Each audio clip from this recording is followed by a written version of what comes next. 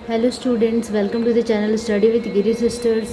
तो हम WB math class 10th का चैप्टर 13 कर रहे थे, वेरिएशन। ठीक है, और उसका हमने क्वेश्चन नंबर 4 तक कंप्लीट कर लिया था। वेरिएशन का लेट्स वर्कआउट कर रहे थे, परीक्षण करके देखें। क्वेश्चन नंबर 4 तक हमने कंप्लीट कर लिया था। आज की इस वीडियो में क्वेश्चन नंबर 5 करेंगे। तो देखते हैं कि क्वेश्चन क्या कह रहा है।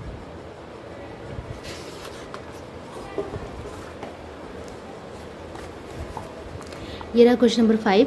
एक्स क्वेश्चन नंबर 5 का 1 number, X is proportional to Y होने से दिखाएं कि X plus Y is proportional to X minus Y. Shit. Okay, तो दिया क्या हुआ है, X is proportional to Y, then हमें बताना है कि एक्स प्लस वाई क्या प्रोपोर्शनल होगा एक्स माइनस वाई के। ठीक है, then we are having X is proportional to Y. तो जब भी प्रोपोर्शनल साइन हटाते हैं तो क्या लगाते हैं, कांस्टेंट। तो कांस्टेंट लगाएंगे, X is equals to K into Y, और हम ये लिख सकते हैं X by Y is equals to K. ठीक है, ये इस तरीके से लिख सकते हैं। कांस्टेंट का वैल्यू कितना आ गया, एक्स बाई वाई। इसे रखते हैं 1 नंबर। ठीक है, उसके बाद हमारे पास क्या है, हमें प्रूफ करना है कि X plus Y is proportional to X minus Y. ये कैसे करेंगे, ऐसे ही ले लेते हैं X plus Y divided by X minus Y. जैसे हमारा एक्स बाई वाई था ना यहाँ पे, तो ऐसे ही हम एक ले लेते हैं X plus Y divided by X minus Y, या फिर एडेंडो और डिविडेंडो भी आप लगा सकते हैं, लेकिन उसको लिखने की ज़रूरत नहीं है। टेकिंग, ऐसे टेकिंग लिख सकते हैं, टेकिंग। अब इसका वैल्यू हमें देखना है, ले लेते हैं X plus Y divided X minus Y. तो इसका मान हम निकालते हैं। एक्स का वैल्यू कितना है, के वाई है। ठीक है, तो एक्स की जगह पे पुट कर देंगे के वाई। ठीक है, फ्रॉम 1 लिख सकते हैं प्लस वाई। सबको मैं वाई के टर्म में लिख देती हूँ। एक्स का वैल्यू कितना है, के वाई, तो यहाँ पे भी के वाई माइनस वाई। ठीक है, अब कितना आ रहा है, इसमें से कॉमन ले लेते हैं, वाई और वाई कॉमन है ना, तो यहाँ लिखेंगे के प्लस 1। यहाँ क्या कॉमन है, यहाँ भी वाई कॉमन है, तो यहाँ लिखेंगे के माइनस 1। ठीक है, अब ये वाई से वाई कैंसिल हो गया, क्या आ गया, के प्लस 1 डिवाइडेड के माइनस 1। ठीक है, तो ये किसकी जगह पे आया। ठीक है, इस पूरे को मान लेते हैं पी, लेट। तो हमारे पास क्या आ गया finally, X plus Y by X minus Y is equals to P. P क्या है, कांस्टेंट है, where P is constant, where P is constant. ठीक है, कोई ज़रूरी नहीं है कि कांस्टेंट की जगह पे हमेशा के लिया जाए। यहाँ पे हमने पी ले लिया क्योंकि के हमने ऑलरेडी ले लिया था। अब जब ऐसा आ जाता है तो इसे हम लिख सकते हैं एक्स इज इक्वल्स टू के वाई। और जब एक्स इज इक्वल्स टू के वाई लिख सकते हैं तो ये कह सकते हैं ना कि X is proportional to Y. तो हम लिख सकते हैं कि X plus Y equals P into X minus Y. Hence we can say X plus Y is proportional to X minus Y. ठीक है, मतलब इस तरह से हम पीछे से आगे की तरफ बढ़ रहे हैं, मतलब कि आंसर से क्वेश्चन की तरफ बढ़ रहे हैं। तो हमने क्या किया, यहाँ पे प्रूफ कर दिया कि X plus Y is proportional to X minus Y. बहुत ईजी है। हमें फाइनली करना क्या है कि X by Y is equals to constant proof कर देना है। हमने क्या किया, X plus Y by X minus Y को कॉन्स्टेंट प्रूफ कर दिया। तो हम ये कह सकते हैं कि एक्स प्लस वाई और एक्स माइनस वाई एक दूसरे के साथ क्या है, डायरेक्टली प्रोपोर्शनल है। ठीक है, ओके, तो चलो अब मूव करते हैं नेक्स्ट क्वेश्चन पे। ओके, नेक्स्ट क्वेश्चन है, A is proportional to 1 by C and C is proportional to 1 by B. इसे हम दूसरे तरीके से पढ़ सकते हैं, A is inversely proportional to C and C is inversely proportional to B, then so that A is proportional to B. हमारे पास क्या हुआ है, गिवन क्या है, A is proportional to 1 by सी। तो क्या हम इसे इस तरीके से लिख सकते हैं क्या, ए इक्वल्स टू के 1 बाई सी। ऑब्वियसली हम लिख सकते हैं। उसी तरीके से हमारे पास गिवन है कि C is proportional to 1 by B. तो इसे हम इस तरीके से लिख सकते हैं कि C equals K2 by B. जब भी हम इक्वल का साइन लगाते हैं एक कांस्टेंट लेना पड़ता है।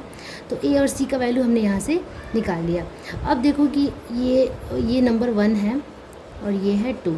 तो ठीक है, फ्रॉम 1 मैं एक नंबर ले लेती हूँ from equation 1। A is equals to क्या है, K1 बाई सी। तो C का वैल्यू मैं पुट कर देती हूँ यहाँ से। ठीक है, सी का मान बैठाने पे और पुटिंग द वैल्यू ऑफ सी आप लिख सकते हैं, पुटिंग द वैल्यू ऑफ सी का वैल्यू पुट कर देते हैं इस इक्वेशन में। तो ए इक्वल्स K1 बाई सी का वैल्यू क्या है, K2 बाई बी। तो यहाँ पे K2 बाई बी हमने पुट कर दिया।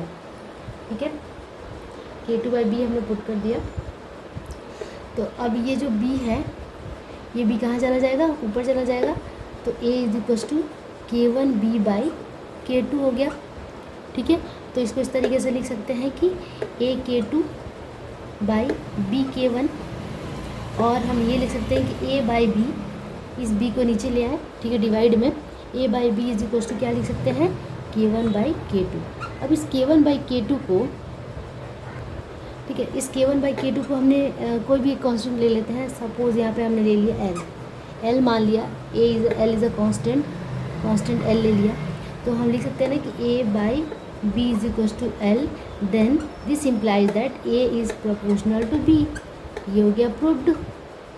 अगर जब भी कांस्टेंट आ जाता है, something by something is equals to constant, then both numbers और things are proportional to each other, A and B are proportional to each other. हमें बस यही प्रूव करना है कि A by B is equals to constant, कोई भी term हो, कोई भी वेरिएबल हो, उस वो एक दूसरे के साथ में क्या है, डिवीजन का साइन है, तो और इज इक्वल्स टू कांस्टेंट हो तो वो एक दूसरे के साथ क्या होगा, प्रोपोर्शनल होगा। तो इस तरीके से हमने क्वेश्चन नंबर 2 भी कर लिया। अब हम मूव करते हैं क्वेश्चन नंबर 3 पे। ओके, तो 5 का थर्ड नंबर आप देखिए, यदि a is proportional to b और b is proportional to 1 by C, C is proportional to d हो तो a और d के बीच में हमें परिवर्तन संबंध बताना है, ठीक है। a और d के बीच में, sorry, a is proportional to b and b is proportional to 1 by C is proportional to d, then write the variation between the a and d, ठीक है। तो बस वही करना है, उसी रूल को फॉलो करते जाना है। चलो इसे सॉल्व करें। a is proportional to b दिया हुआ है, ठीक है, तो a is proportional to b, given a is proportional to, this implies a is equals to k1 into B, ठीक है, k1 इंटू बी, इसे रहने देते हैं। उसके बाद क्या दिया हुआ है, b is proportional to 1 by C, this implies that b is equals to k2 by C, ठीक है। उसी तरीके से नेक्स्ट दिया हुआ है c is proportional to d, this implies that c is equals to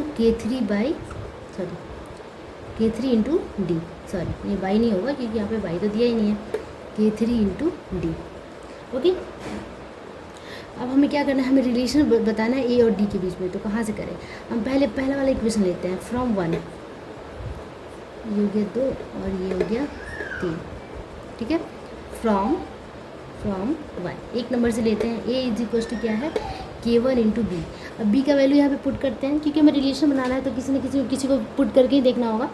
तो k1, b का वैल्यू क्या है, k2 बाई सी, ठीक है। अब यहाँ पे देखो c भी आ गया, तो c का वैल्यू भी है हमारे पास 3, तो k1 इंटू k2, c का वैल्यू k3 इंटू d। अब यहाँ लिखेंगे हम कि यूजिंग इक्वेशन 2 एंड 3, तो 2 और 3 इक्वेशन को यूज़ करने पे हमें ये मिल गया। तो a इज इक्वल्स टू क्या मिल गया हमें, k1 into k2 by k3 into D, ठीक है। तो यहाँ हमें साफ साफ दिख रहा है relation.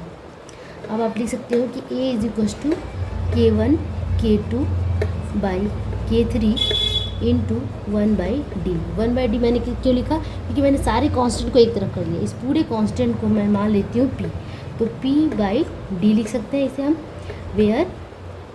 Where p is equals to k1 k2 by k3। तो आप देख सकते हो कि a इक्वल्स क्या आया, p बाई डी। इसका मतलब ये जो रिलेशन क्या है, इन्वर्स रिलेशन है।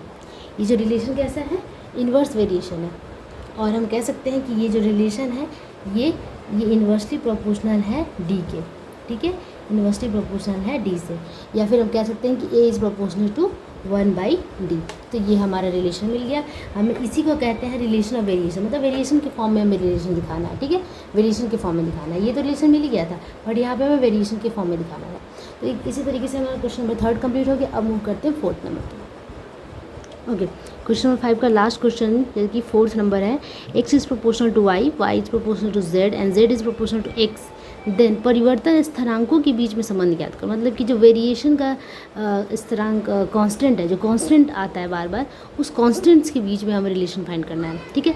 ये 3 टर्म्स है, तो तीनों में अलग अलग कांस्टेंट भी आएगा और उस तीनों कांस्टेंट के बीच में हमें रिलेशन फाइंड करना है। Okay, now we are having what is given x is proportional to y, that is we can say x is equals to k1 into y. Okay, now it is given y is proportional to z, this implies that y is equals to k2 into z. Now it is given z is proportional to x, so this implies that z is equals to k3 into z, k3 into x, sorry, k3 into x. Okay, now we have to establish the relation between all these constant k1 k2 and k3. हमें तीनों के बीच में क्या करना है, संबंध पता करना है. ठीक है, तो हम पहला रिलेशन ले लेते हैं, पहला इक्वेशन ले लेते हैं. ठीक है, then we now x equals to k1 into y. Okay, now just putting the value of y. Value of y is k2 into z, k2 into z. Okay, now again putting the value of z. Z is given k3 into x, k3 into x. Now x is equals to k1 into k2 into k3 into x. Just cancel this x and x, because x by x is equals to 1, no, so we can cancel here also, or we can write k1 k2 k3 is equals to x by x equals 1. So this is the relation k1 k2 k3 equals 1. This is the relation between the three constants. Okay, now question number 5 complete हो गया. We have completed question number 5 and in the next video we will move to the question number 6. तब तक के लिए आप channel के साथ बने रहें और please do subscribe and like the video. Okay, bye bye, thank you.